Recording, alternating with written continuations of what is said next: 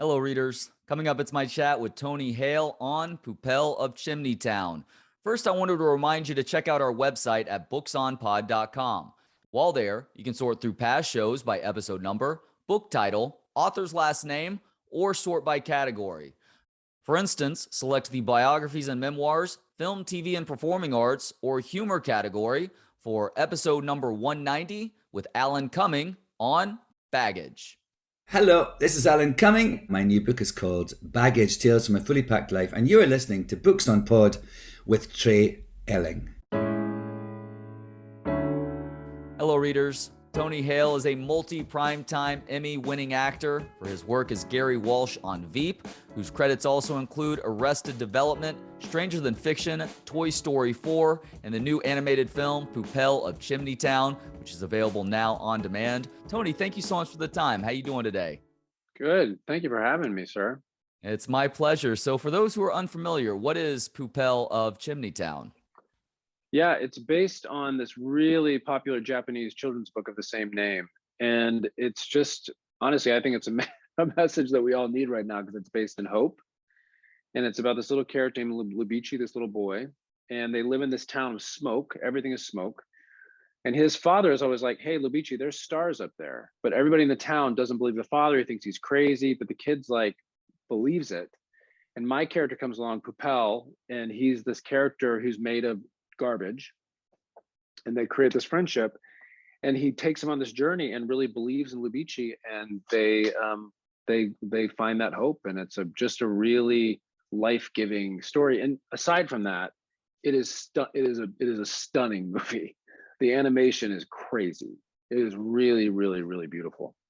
Visually, it is incredible. And obviously, you're not afraid to throw yourself into satire with things like Veep and Arrested Development, but you do plenty of stuff that does have that positive message in the end as well. How important is that for you when you're seeking out roles here in 2021?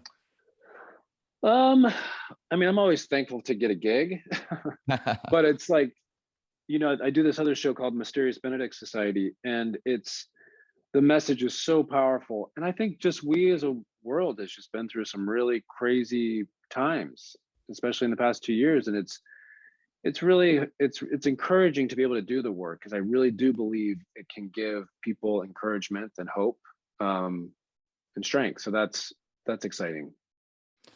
So in a part of this film, it's near the beginning, actually, you are speaking your lines while out of breath. I'm curious, just how method do you get in something like that? Do they have you run on a treadmill for like 45 seconds before you're delivering those lines? Oh my gosh, what if they brought a treadmill into the voiceover booth? That would be pretty great. That's what's great about the voice directors. They was like, because many times, you read the script, but then you kind of forget where you are because you're kind of in this little booth, and they have to kind of set the scene for you.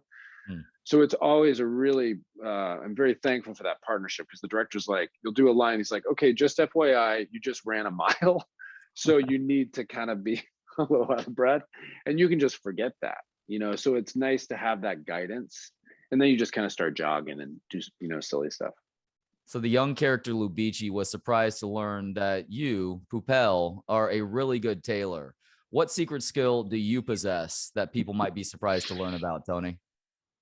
Well, that's interesting, because I actually make rope bowls. My friend of mine gave me this rope bowl once, and I was like, what is this? And I'm not a painter or anything like that, but you just sew the rope together and then form this bowl, and I'm like obsessed with it. So that's my new hobby. How many rope bowls are in your house right now? Do you want me to get one? Let me get one. Sure, please. Here's one right here. I made these two for my family for Christmas. Here's one. That's one. Oh, wow. And then this was from my mom and dad, because those are the colors they chose. Oh, those are really cool? cool. Those are really cool. They've got like that old school handmade, obviously, feel about them. What a great present. Yeah. And they could also be a hat, whatever they would like. They can also be a hat for sure. So Lubici is afraid of heights. What is your biggest phobia? Dude, good question. I would say heights is up there for me too. I'm not afraid of snakes. I'm not afraid of, a little tweaked by spiders, some spiders, but heights, man. I'm not that. When people are like, yeah, I did skydiving, I'm like, you're an idiot. I just don't even, I don't even understand it. So that's where I can get into like a paralysis. It just depends on the height for me. Like if I'm in an airplane in the sky, that doesn't freak me out too much. If I'm at the top of a tall building at the Sears Tower in Chicago, let's say, that's not that big of a deal. But if I'm at the top of a Carnival Ferris wheel that's kind of shaking all around with the wind, I don't feel good about that. And all that's holding you there is like a weak belt or something like that. That's not my game. Right. I don't like that. Exactly. So your Poupelle character was bullied for sharing the theory of stars, and people are just going to have to watch the film to learn exactly what that's about. Have you ever been into a fight in real life? If so, how long ago was it, and what was the ultimate outcome? I love these questions so much. I was actually talking about this recently because I was that kid. I think it was 6th grade. And this kid's like, meet me after school because we're getting into a fight. And I said, okay. And then I just didn't show up. And so that was always my strategy. I was like, yeah, then just don't show up. That's just the easiest answer. And then the next day, they're like, where were you? Had to get home, man. Sorry. Had to get home. And usually it's diffused by that point too, because you're just kids. They don't care. The next thing. Yeah. So part of the great message at the end of this film is about people standing up to oppression. What is an example of oppression in modern times that you love to see people pushing back on? I would say the oppression against trying to fit into a certain mold, being this way, this category. And it's like, man, we are all so unique. There are many, many different branches to this tree. And the more people own themselves and own their uniqueness, that's I think where the power comes from. Your Poupelle character gets the nickname Garbage Man by some bullies in this movie. Now, the Garbage Man, I think, is one of the underrated members of our society, considering what it is that they're asked to do and how they're not necessarily compensated all that great for it, which begs a question, especially with this time of year, this being the holidays, of what is the proper tip for your Garbage Man? So what's the proper Christmas tip for the Garbage Man, Tony? Oh my gosh. I think tips in general, man, always stress me out. They always stress me out. And it's like, I will over tip just because I don't ever want to offend, but I never know. And we'll do like a tip and then fudge. My wife makes this great fudge. Have you seen that sweet? I do love those YouTube videos of those little kids who wait for the garbage men to come and they get so excited, and then they have these friendships with the garbage men or the postman and stuff like that. I could watch those videos on loop. I love that stuff. Yeah, I've got two kids. They're 7 and 5 now, but a couple years ago, there was nothing that they loved more than waving at the garbage man as he was driving by. And he always complied, would move the mechanical arm around to wave hi or give a big honk. I mean, I hope that I can. Good for him. Exactly. I hope I can love anything half as much as my kids used to love the garbage man. And last question, Tony, because you're not only an incredible actor, you're seen as one of the good guys out there now. I mean, I looked online to see if there's any sort of garbage on you, whether you used to, would throw a bowl of M&Ms at somebody because they didn't pick all the blue ones out or something along those lines. But no, you seem to be one of the good people in this business. What's the key for you there? Who in your past or what in your past has led you to become this pretty sincere person as well as a really talented actor?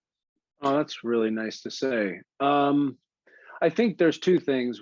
I mean, not that I hope I'm not, but there's two things. One is I remember we're spinning on a planet, and the emphasis and weight that's given to this business or just things that are fleeting is silly. Me included, I can do that. And so I have to remind myself of that. And it's the relationships and people, that's the longevity. But also working with Henry Winkler years ago on Arrested Development, the amount of time he spent in this business and still was a man of integrity, kindness. And when I came into the business, I was like, is this possible? Am I going to turn into this type? And Henry Winkler just showed me that he broke the mold. It's like, you don't have to be that. You can stay true to your character and still have longevity in this business. Wow, what a fantastic answer. He is Tony Hale, a multi-primetime Emmy-winning actor for his work as Gary Walsh on Veep, whose credits also include Arrested Development, Stranger Than Fiction, Toy Story 4, and the new animated film Poupelle of Chimney Town. It's available on demand. It really is visually stunning and a bunch of great voiceover performances as well. That includes Tony as the title character. Tony, thank you so much for the time today, and thank you for this wonderful film. Thanks, man. Really appreciate you having me. Thanks to Gentleman Jesus for the intro and outro music. Hear more of his work at gentlemanjesus.com. And thanks to you for hanging out. You can watch, listen, and connect at booksonpod.com. For Books on Pod, I'm Trey Elling. Good day.